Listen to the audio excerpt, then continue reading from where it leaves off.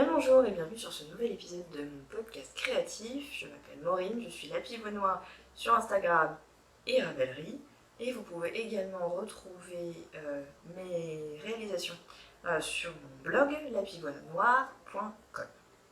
Alors, ça fait un petit moment que j'ai pas tourné et j'ai énormément de choses à vous montrer. Parce qu'en fait, c'était pas que j'avais pas de temps créatif, c'est que j'avais vraiment pas de temps de tournage. Il y avait toujours... j'étais jamais toute seule en fait pour pouvoir tourner. Donc comme j'ai vraiment énormément de trucs, je me suis demandé qu'est-ce que je fais. Est-ce que je fais 2 épisodes, un épisode qui va durer longtemps, ou peut-être pas si longtemps finalement parce que j'ai tendance à parler vite. Et puis c'est pas mon style, donc voilà, c'est pas comme ça nature. Et finalement je me suis dit qu'aujourd'hui on allait faire que des projets finis. Et on verra pour la prochaine fois comment on s'y prend. Je me suis installée ailleurs parce que finalement je n'aimais pas trop... Ah, ça y est, ça s'arrête. Des fois, il déchaîne un peu le carillonneur. Parce que je n'aimais pas trop. J'espère que là, ça vous convient bien. Je me vois à peu près dans le retour. Je me suis mis la plante là pour savoir à peu près où était le bord du cadre. Et on va commencer tout de suite donc avec le tricot. En tricot, j'ai un premier projet fini que je ne peux pas vous montrer parce que je ne l'ai pas avec moi. Je l'ai donné à ma maman. C'est le châle pointe de Julie Knits in Paris. Je vous en avais déjà parlé longuement parce que c'était un projet qui traînait sur mes aiguilles depuis le mois de février. Et que j'avais réalisé dans une laine gradient Lily-Neige associée à un fil, je crois que c'était mohair blanc, de je ne sais plus quelle marque.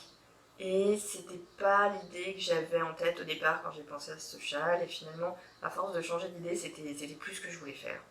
Donc même si c'était très joli, c'était pas ce que je voulais, donc j'étais forcément un peu déçue. Alors que le patron est vraiment sublime, enfin ça se passe très très bien, le modèle est superbe. La laine Lily-Neige est superbe, mais j'ai pas trouvé comment l'associer comme ce que je voulais.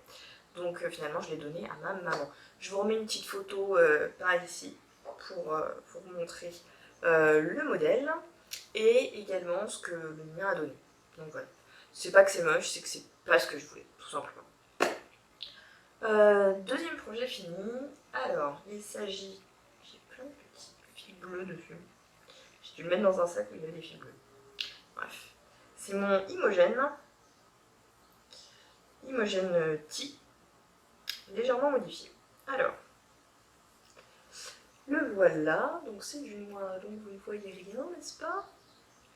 Alors, le Imogène de base, vous avez ici l'Imogène T de base, vous avez ici, là, une petite bordure de point mousse qui normalement est directement contre ici. Il y a très très peu de manches en fait. Moi j'ai fait tout ça, c'est-à-dire je crois que ça m'a pris une pelote de plus du coup. Mais j'avais quand même le métrage, donc il prévoit un peu large. Je l'ai tricoté en belle de Drops, coloris noir. Parce que moi j'aime bien la Drops pour les tricots d'été, je trouve que c'est vraiment très très bien. Hop, donc le voilà, avec sa jolie dentelle que vous ne voyez pas, c'est dommage. Est-ce que j'ai un truc clair à mettre en dessous? Hop. Je vais vous l'enfiler sur ce centre pour essayer de mieux voir. Hop. Est-ce que vous voyez mieux? Je n'ai pas l'impression que vous voyez mieux.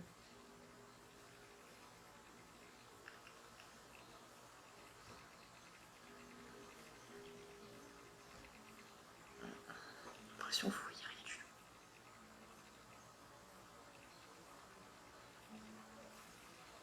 Bon, je sais pas trop si vous voyez grand chose. Parce que là, le retour caméra est tout petit pour moi. Voilà. Bon, en tout cas, moi je l'aime beaucoup. C'est vraiment le genre de petit pull que je porte facilement par les températures actuelles parce que en ce moment il fait dingue chaud l'après-midi, mais il fait quand même 14-15 le matin. Et comme je pars tôt le matin, le matin je me les gèle un peu.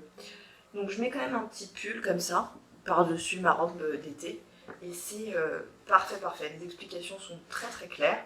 Moi, au départ, je voulais faire, comme je vous l'avais dit, le Imogen Spring qui a des manches plus longues, mais qui n'était pas disponible autrement que dans un e-book, et moi, il n'y avait vraiment que celui-là qui m'intéressait. Donc, j'ai pris le patron d'Imogen Tea et j'ai rallongé les manches, voilà, tout simplement. On avait déjà parlé de celui-ci, donc je m'attarde pas plus que ça là-dessus. J'ai l'impression qu'on va aller à toute allure. Si, j'ai une chose à vous dire à ce sujet. En tricotant ce pull-là, on commence par le bas, en fait, et on monte, il est en bottom-up. Donc il y a pas mal de mailles à monter pour faire tout le tour, et donc moi je faisais le Caston Longtail Caston. Et évidemment, j'avais mal estimé la quantité de laine qu'il me fallait, et puis j'en avais pas assez pour monter toutes mes mailles. Et là, il y a 2-3 personnes sur Instagram qui m'ont parlé d'une technique que je ne connaissais pas pour faire le Longtail Caston en utilisant 2 pelotes. Et donc il n'y a pas besoin d'estimer la laine que vous allez avoir besoin puisque vous prenez, les 2 fils viennent de 2 pelotes en fait. Donc je vais vous mettre le lien de la méthode là-dessous, en barre d'infos, parce que vraiment ça c'est un truc qui mérite d'être carrément plus connu quoi. C'était hallucinant, j'avais l'impression d'avoir mal monté mes mailles toute ma vie. Donc voilà, c'était vraiment... c'est ça qui est très intéressant dans les réseaux sociaux, c'est de pouvoir échanger sur les techniques, notamment parce qu'on découvre des trucs que on n'avait même pas imaginé quoi. Enfin, pour moi le Longtail Caston c'était comme ça, et puis point barre. Ça m'était pas venu à l'idée de prendre le 2e fil sur une autre pelote. Et ça fait progresser, j'ai l'impression de faire des grands progrès en tricot, alors que je tricote depuis super longtemps, mais parce qu'il y avait des techniques dont je n'avais même pas idée de l'existence. Donc merci à toutes celles qui m'en ont parlé, et puis je diffuse le savoir, parce que ce savoir mérite grandement d'être diffusé. Dernier projet tricot terminé, vous n'allez pas en revenir, le Stone Cutter. Oui, le Stone Cutter. Le Stone Cutter, oh, ils sont super bons, de Michel Wang, qui est un patron que utilisatrice 42 m'avait recommandé de faire, enfin, il lui plaisait beaucoup, et donc elle me l'avait suggéré également, parce que j'avais fait un petit concours pour les 2 ans du podcast, 3 ans ou bientôt arrivé d'ailleurs, il faut que j'y réfléchisse. Et donc, j'avais monté les mailles de cette énorme chose vers le mois d'octobre. Et je m'étais dit que j'allais pas me taper tout ça d'un seul coup, en fait ça serait un projet au long cours, effectivement il m'a pris quand même pas mal de mois à tricoter. Je l'ai fait donc en Dererum Natura, la gamme Gilliatt, coloris quartz. Je sais pas si vous entendez le type qui joue de la guitare en bas de chez moi. Donc, le voilà. Donc ça c'est le devant. Ça c'est le dos. Je n'ai fait aucune modification. Vous avez cette torsade qui court le long des manches. Il est sublime. Alors il fait chaud, mais je vais quand même essayer de vous le passer parce que je l'aime trop. Je trouve que la Dererum Natura, elle se prête très bien à ce type de tricot. Oh, ça tient chaud la vache. Je vais pas rester comme ça longtemps. Elle se prête très bien à ce type de tricot parce que voilà, ça tient. Ça tient. C'est pas mou. Alors, si je me recule à fond, vous voyez comment ça fait là. Les manches, elles ont la longueur qu'il faut pour des pulls longs, moi je trouve. Pour des pulls longs. Pour des pulls d'hiver. Parce que si c'est pour que ça s'arrête là, moi je trouve que ça sert à rien, j'ai froid au poignet. Donc là, je peux rentrer un peu mes mains dedans, c'est top. Il est un peu loose comme je voulais. Parce que voilà, moi je suis là. Donc j'ai de l'aisance, c'est parfait. Je le trouve parfait. Et en termes de longueur, donc, il m'arrive, voilà. Là j'ai mon premier jean, qui est hyper large. Hop, demi-tour. Il tombe juste trop bien encore, je trouve. Il est parfait. Tchoup. J'aime bien le col. C'est fini juste avec le rouloté du jersey. Je l'enlève parce que sinon je vais mourir. Et personne ne sera là pour poster cette vidéo sur YouTube. Si je meurs. Hop. Donc voilà. Je suis en train de faire un autre pull dans la même qualité de laine, mais ça n'avance pas très vite. Donc quand bien même j'aurais pas grand chose à vous montrer, je suis pour vous montrer ça de l'encolure, c'est pas non plus très très intéressant. C'est surtout en couture que j'ai un petit peu tout défoncé. Donc on va passer à la couture. On peut commencer par ce que je porte. Il s'agit d'un Hemlock Tee de Grainline Studio. C'est un patron gratuit, mais qui ne dispose que d'une seule taille. Donc il ne tombera pas du tout sur vous comme sur quelqu'un d'autre. Hein. Il faut bien regarder les dimensions. Et en fait, moi je voulais faire ce t-shirt là parce que vous avez la ligne, l'emmanchure en fait, qui tombe très bas. Ça fait des épaules tombantes comme ça. Et moi je voulais un petit haut avec un volant parce que c'est très joli. C'est un peu la mode et que j'aime beaucoup cette mode. Donc là je trouvais que c'était vraiment la bonne hauteur pour intercaler ce petit volant. Hop, il est vraiment loose. Alors attendez. Sûrement il fait hyper loose. Voilà, moi je suis là. J'ai tout ça, des onces de chaque côté. Donc il est vraiment très agréable à porter. Je l'ai présenté sur le blog ce matin même. Donc lapivoinoire.com. D'ailleurs, si on veut parler 2 minutes du blog. En fait, le problème que j'avais avec mon ancien blog, c'est déjà que j'arrivais pas à faire les photos comme je voulais. Et que ça correspondait. L'image que j'avais d'un blog couture ne correspondait pas à ma façon que j'avais de coudre. C'est-à-dire que les blogs couture, pour moi, c'est par exemple Liz Taylor, c'est par exemple Made by Célinette, qui ont une approche de la couture vraiment très précise, très rigoureuse, avec vraiment énormément de détails techniques sur comment ça a été modifié, qu'est-ce que quoi, cousu comment, combien de temps, enfin, c'est vraiment technique.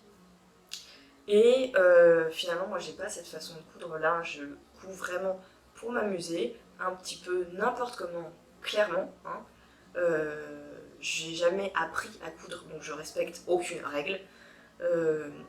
Voilà, je me fais plaisir, et puis si ça marche pas, tant pis, voilà, c'est tout. Je le fais pas sérieusement, quoi. Donc finalement, quand je fais des modifications, par exemple, bah, j'oublie ce que j'ai fait, tout simplement, donc je peux pas vous le dire. Des fois, c'est-à-dire que je sais que j'ai modifié quelque chose, je sais plus comment je l'ai fait, donc je peux pas vous l'expliquer. Et ça, c'est un peu, voilà, ça me dit, pourquoi vous présentez une pièce en disant, voilà, j'ai cousu comme ci, comme ça, mais bon, à peu près, quoi. Par contre, ce que j'aime bien, c'est que je puisse porter mes créations, mes réalisations, qu'elles soient portables au quotidien, que voilà. C'est ça qui me plaît le plus. Pour tout ce genre de réflexion, je vous renvoie au Streetcast, qui est disponible sur le blog également. Si vous ne connaissez pas encore, allez-y, on parle de ce genre de sujet-là. Donc si ça vous intéresse, allez voir le Streetcast. Finalement, je me suis dit que j'allais pas faire un blog couture comme j'avais l'habitude d'en voir, mais un blog à mi-chemin entre la couture et le lookbook, finalement. Voilà. C'est comment je porte mes tenues. Voilà, tout simplement. En fait, c'est ça que vous allez retrouver sur le blog. Donc là, l'article que j'ai publié ce matin, par exemple, c'est autour des motifs marins. Voilà, donc les marinières, les machins, les trucs comme ça. Et donc je montre plusieurs réalisations. Je rentre pas très profondément dans les détails de la couture. Je vous donne les informations, par exemple, des dimensions du volant. Si ça vous intéresse, je les avais notées, donc elles y sont sur le blog. Et voilà. Parenthèse refermée. Donc ce petit Hemlock Tee que j'aime beaucoup, dans un tissu, un jersey tout souple que j'ai trouvé chez Toto Tissu à Rouen. Et qui fait très bien le taf. C'est vraiment ce que j'avais en tête. Donc j'étais contente. J'ai fait un deuxième t-shirt avec volant, qui est celui-ci. Hop. Alors là, c'est sur le modèle du plantain de Direndou, qui est un patron gratuit également. Là, les modifications que j'ai faites, donc j'ai rajouté ce volant. Donc, comment on fait pour rajouter un volant sur ce patron?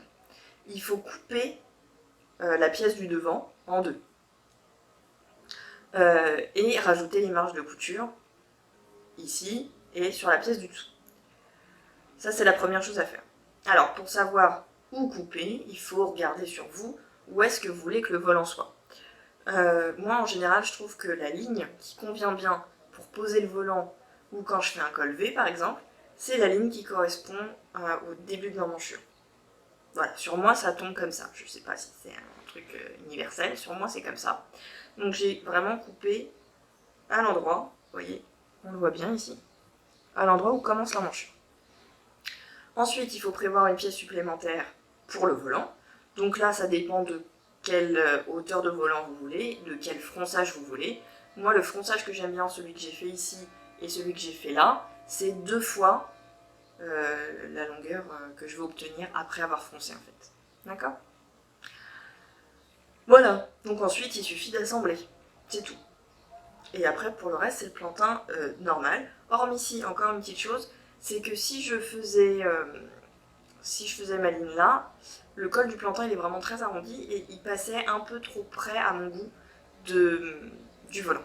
Et ça allait faire un peu pas joli. Donc j'ai remonté un tout petit peu l'encolure. Alors comment j'ai fait? À la main, comme ça. Genre, tac, terminé. Quand je vous disais que je me prenais pas au sérieux en couture, j'en ai un peu rien à faire. Si c'était raté, c'était raté. Voilà. Surtout que c'est cousu dans une chute de tissu dans lequel j'avais fait un bodinetti que j'avais trouvé sur un stand création et savoir-faire, je crois, ou l'aiguille en fait, je ne sais plus. Bref, un tissu qui traînait dans le stock et qui a trouvé une utilité. Donc voilà, j'ai détourné 2 modèles de t-shirts jersey gratuits différents pour y intégrer des volants. Ça pourrait faire l'objet d'un article sur le blog par exemple, parce que là il y a une petite thématique. Voilà. C'est vraiment des réalisations là, toutes simples et pour donner une deuxième vie à des patrons que j'ai déjà cousus, que j'ai en stock. Là, il se trouve que c'est des patrons gratuits, mais voilà. C'est toujours intéressant, je trouve, d'aller rechercher dans les patrons qu'on a déjà, voir s'il n'y a pas, en changeant un petit truc, la possibilité de faire ce qu'on a en tête, plutôt que d'acheter sans arrêt des nouveaux patrons, qui, des fois, ont pas forcément énormément de différences entre eux. Il y a toujours des différences. Il y a toujours des différences, souvent dans les finitions.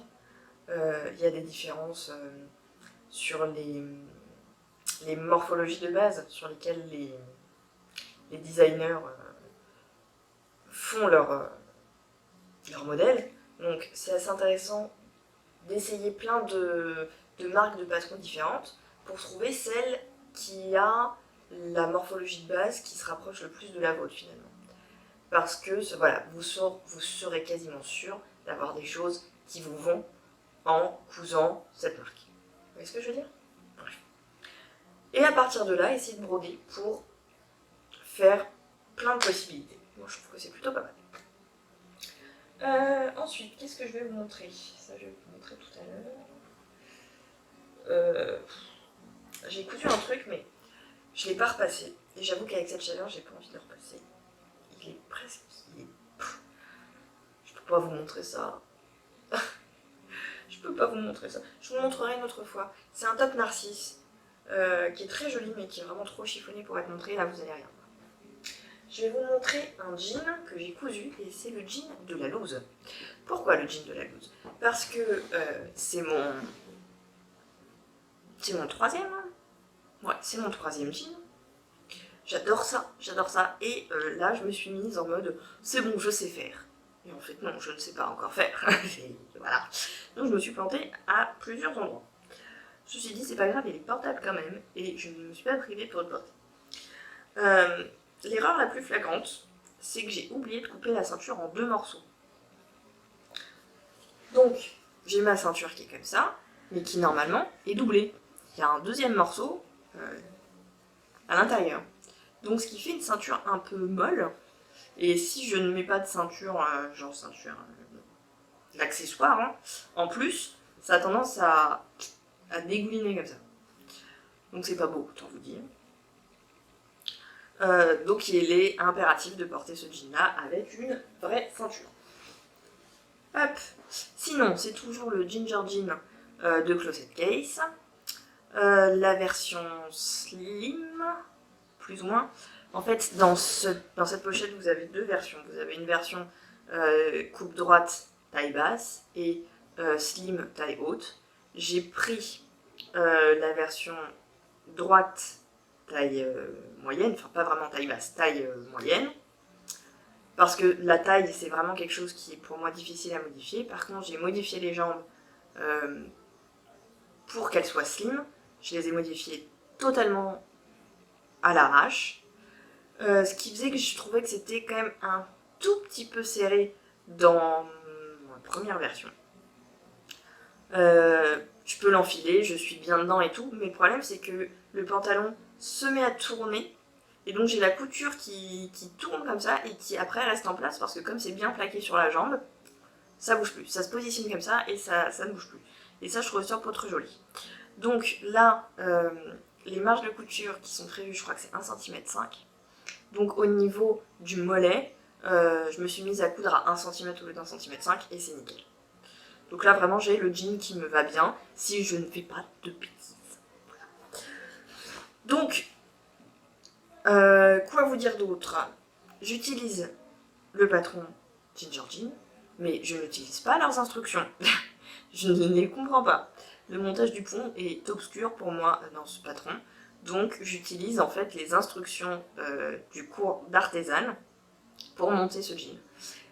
Sauf qu'il y a une pièce, je sais plus si ça doit être le soupon, je sais plus, il y a une des pièces de la braguette qui n'est pas du tout designée de la même façon. Et donc moi en fait je la coupe à l'arrache pour qu'elle ressemble à celle d'artisane, et ça se passe très bien comme ça. Donc j'ai à nouveau mis le petit bouton de chez Rascol, c'est le même à chaque fois, c'est un bouton qui se pose en scripsant comme je vous ai dit la dernière fois, et pas avec un marteau, donc ça je trouve ça plutôt cool. J'ai mis en zip, un zip normal. Et pour les fonds de poche, j'ai utilisé ce sublime tissu, voilà, qui est le même que celui du Top Narcisse et qui est le même du projet que je vous montrerai après, parce que je voulais utiliser chaque chute de cette merveille, et que je suis folle amoureuse de ce sublime tissu. Je vous parlerai de la référence exacte dans le patron après. Pour le jean, c'est un jean de chez Rascol, un jean élastané. Parce que vous allez bien voir qu'il est élastané.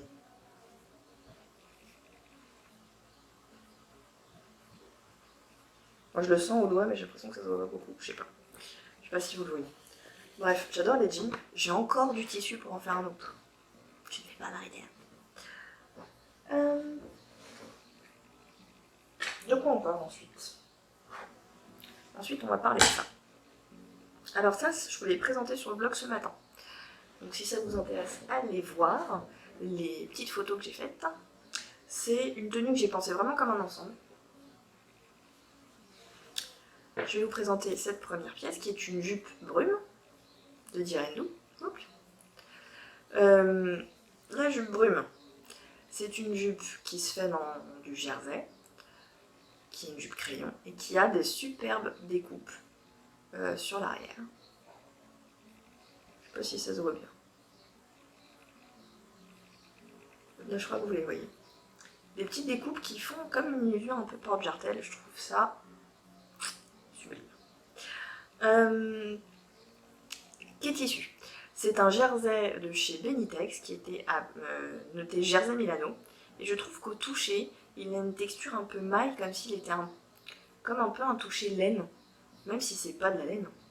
Enfin, il est assez surprenant ce jersey, et je trouve que ça ira très très bien en hiver aussi.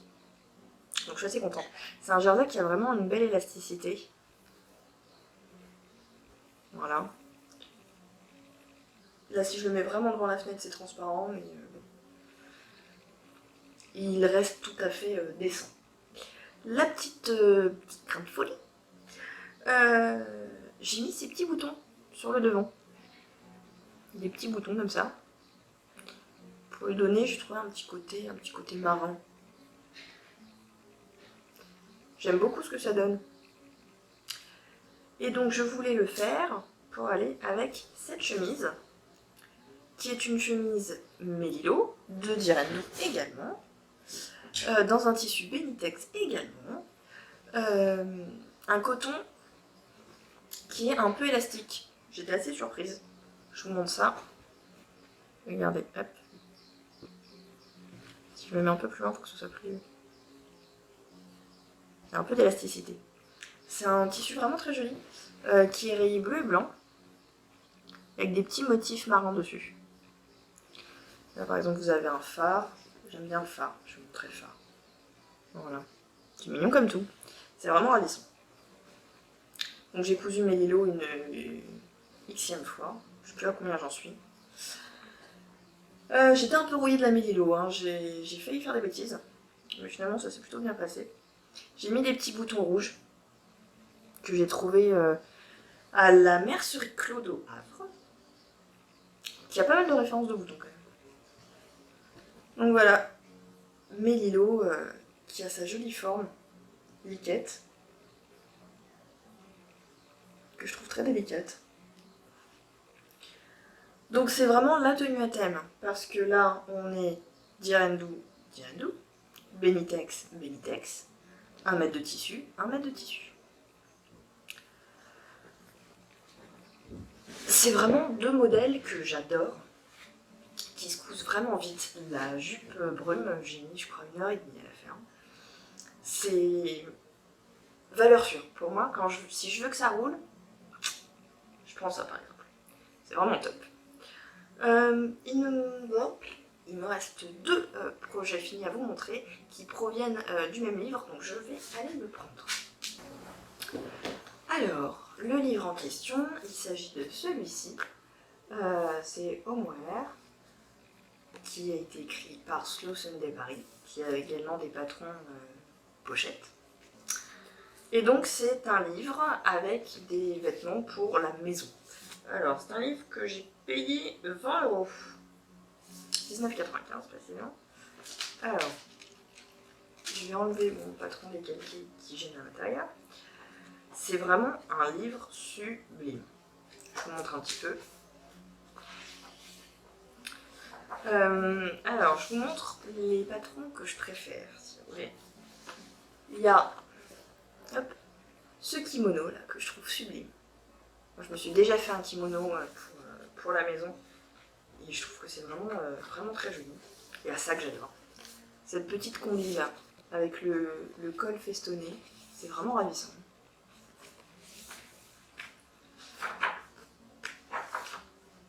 Qu'est-ce qu'on a d'autre?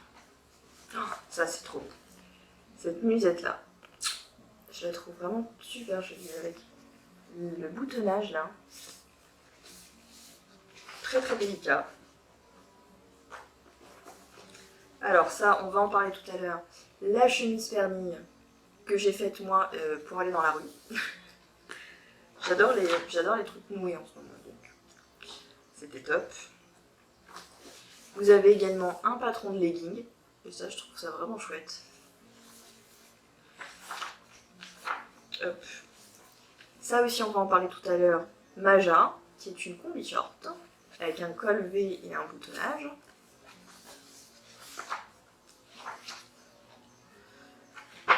Ça j'aime un peu moins. Ça c'est assez rigolo je trouve. Le petit short asymétrique. C'est assez sympa. C'est pas parce que c'est pour la maison que ça doit être triste. On a été coupé pour les informations, j'étais en train de dire, qui peuvent vous intéresser.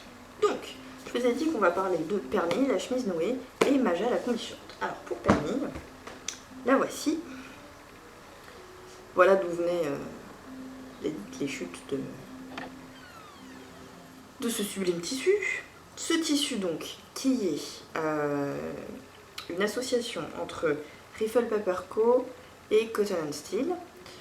qui a été décliné sur plusieurs types de tissus. Là, il s'agit de la viscose et qui existe en plusieurs couleurs et plusieurs motifs. Moi, j'ai pris celui qui s'appelle Birch Navy. Hop, voilà. Donc là, je vous ai boutonné le truc. Donc ça, c'est Pernille avec son petit col. Je la trouve sublime. Je la trouve sublime. Le tissu y est pour énormément. Mais je trouve la chemise vraiment jolie. Par contre, j'ai rien compris au montage du col. Rien du tout. Donc j'ai fait, mais j'ai pas compris. Je sais que j'ai pas été la seule. J'ai eu des commentaires quand j'ai présenté ce projet sur Instagram qui m'ont dit qu'effectivement tout allait bien jusqu'au moment du col. On est d'accord. Donc je sais pas qu'est-ce qui va pas. Je sais pas qu'est-ce que j'ai raté. Mais il y a un truc que j'ai pas compris. Ce qui fait que là j'ai un truc très propre. Et là, j'ai un truc un peu dégueu. Trop bizarre. Et je sais pas si c'est normal. Ça se voit pas porter, hein, donc je m'en tape un peu. Hein. Mais il y a un truc qui cloche. Ça c'est pour nouer. Est-ce que je vous montre comment je fais le nœud? Ouais, je vais vous montrer comment je fais le nœud. Parce que c'est pas évident, je trouve, de bien faire le nœud. Parce que au départ, si on noue comme si on nouait ses lacets, en fait, on fait un double nœud. Hop. Si on fait juste un double nœud comme ça, ça fait un truc, je trouve déjà qui est assez, volumineux. Et puis les deux bouts se mettent l'un devant l'autre comme ça, je trouve que c'est pas joli. Alors, comment moi je fais mon nœud? Surtout comment je vais vous le montrer. Je vais vous le montrer comme ça. Donc, je prends un des deux pans et je fais comme si j'allais faire un nœud. Sauf que je serre pas. Vous voyez, je garde la boucle là. J'ai mon doigt dedans, je ne serre pas. Je prends l'autre et je le glisse dans la boucle. Et c'est à ce moment-là que je serre mon nœud. Hop. Je vous montre ce que ça fait sur la chemise. Ça fait ça. Ça fait un nœud qui est beaucoup plus petit. Et les deux pans qui viennent qui sont dans le même plan en fait. Vous voyez ce que je veux dire? Moi c'est comme ça que je noue mes chemises. Je trouve ça plus joli comme ça. Bah, après chacun son truc. Hein. Donc là pas de modification sur ce patron. Hop, je range mon petit livre. Aucune modification sur ce patron. Les boutons je vous ai pas dit parce qu'en fait je sais pas d'où ils viennent mais je les trouve vraiment bien adaptés. La couleur elle est pas top franchement. Elle est géniale. C'était des boutons que j'avais au fond d'une boîte, je ne sais même pas d'où ils viennent. Peut-être que je les ai eu en brocante, je ne sais plus.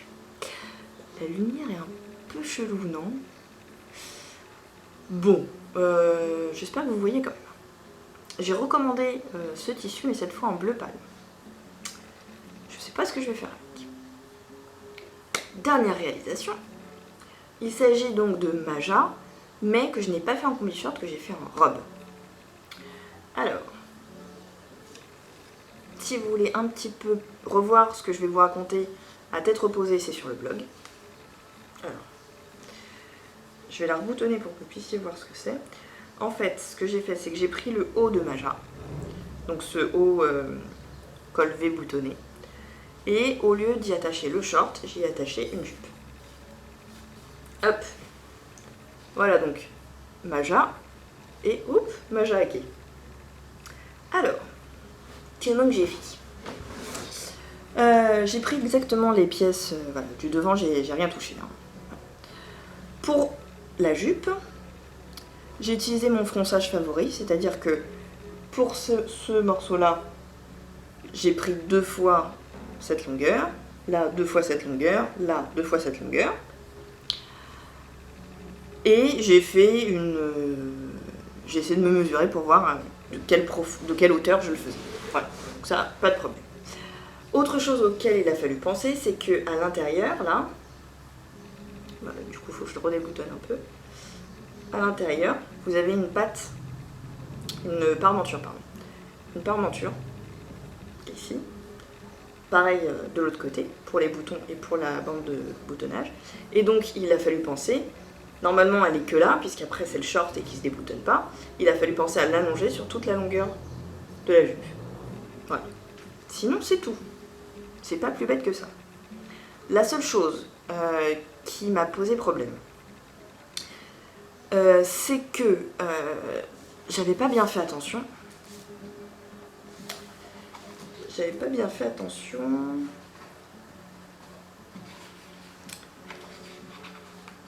En même temps, on le voit pas sur le modèle. On le voit pas, mais je vous la montre. Elle est là. Ici, vous voyez pas le dos. Mais en fait, le dos est élastiqué. Donc, il y a tout un système de coulisses dans le dos qui fait que le dos est un peu trop long. Mais avec la coulisse, ça se rattrape. Sauf que moi, j'avais pas trop fait attention à ça. Donc, finalement, j'ai pas mis d'élastique parce que je comptais pas élastiquer la taille. Mais j'ai quand même fait cette espèce de coulisse pour pouvoir rattraper la hauteur. Voilà. Mais finalement, ça gêne pas. Ça habille. L'autre chose à laquelle j'aurais dû faire attention, c'est la taille. Où est-ce qu'elle se trouve, la taille? Et effectivement, là par contre, c'est bien clair. La taille de Maja, elle est vraiment basse. Voilà, à ce niveau-là, la taille. Et moi, j'avais envie de quelque chose d'un peu plus haut. Plus qui tombe sur ma taille naturelle. J'aurais dû faire gaffe. Donc, je me suis retrouvée avec cette jupe qui a un buste assez long et la jupe qui démarre assez bas. En fait, si vous voulez... On va faire comme ça. Voilà. Si vous voulez, moi j'aurais bien vu que la jupe commence là, et en fait elle commence ici. Donc qu'est-ce que j'ai fait? Il se trouve que j'avais calculé la jupe en termes de longueur de jupe, un peu trop longue pour moi, je la trouvais vraiment pas saillante comme ça. Donc j'ai coupé pour la raccourcir. J'étais peut-être un petit peu généreuse sur la coupe, hein, c'est légèrement court. Et j'ai récupéré ce qui me restait, tac, pour couper une ceinture.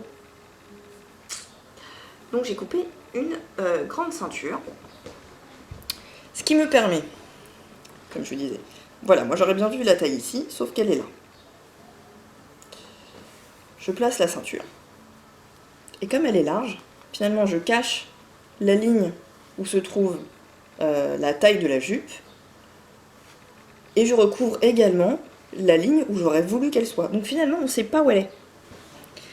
Est-ce qu'elle est plutôt vers le bas de la ceinture ou plutôt vers le haut? On n'en sait rien. Et ça permet visuellement vraiment de corriger cette espèce de déséquilibre qui faisait un buste un peu long comme les babouins. Vous voyez? Ce qui ne me plaisait pas du tout. Ça correspond pas à comment moi je suis faite. Voilà. Sinon, pour le coup, là, aucun problème sur les explications, tout limpide. Il n'y a aucun moment où je me suis dit, il y a un truc qui cloche. Donc là, vraiment, super top. Je pense que c'est moi le problème pour Perny. Moi et l'autre personne qui m'a parlé sur Instagram, là, on a dû avoir un souci. Je sais pas de quel ordre. Dites-moi si vous avez fait Perny, si le col vous a posé problème ou pas, parce que ça m'intéresse. Donc, c'était un épisode ultra speed, mais qui a le mérite de pas faire 2 heures. Non pas que j'aime pas les podcasts de 2 heures, j'en regarde, mais moi, en faire, le problème c'est le montage derrière. Et ça, c'est un petit peu pénible. Parce que déjà que faire le podcast c'est du temps pas créatif, pas où je suis en train de faire quelque chose de mes mains. Le montage en plus, c'est encore du temps pas créatif. C'est du temps que j'aime consacrer parce que j'aime bien que ce que vous voyez, ça soit pratique pour vous, que vous puissiez retrouver, voir de quoi je suis partie, le modèle au départ quand il est en photo, moi ce que j'en ai fait. Je trouve ça intéressant de pouvoir comparer. Et j'adore podcaster en soi, parce que j'adore vous parler, c'est pour ça que je streetcast, c'est pour ça que je reblogue, j'aime beaucoup cet échange, mais j'aime bien faire le plus efficace, pour pouvoir faire plein de trucs. Donc je suis contente de tout ça, je perds tout un temps fou pour vous dire que je suis contente d'avoir fait court, n'est-ce pas? Très logique. Donc, je vais vous dire bisous. Bonnes vacances pour ceux qui partent, bon retour pour ceux qui reviennent. J'espère que pour vous tout va bien. On se retrouve une prochaine fois, soit en premier dans le streetcast, soit sur le blog, soit ici, soit probablement sur Instagram, parce que c'est quand même là où je poste le plus régulièrement. Bref, je crois qu'il faut s'arrêter simplement, Maureen, un jour. Donc je vous dis des bisous, et puis à la prochaine.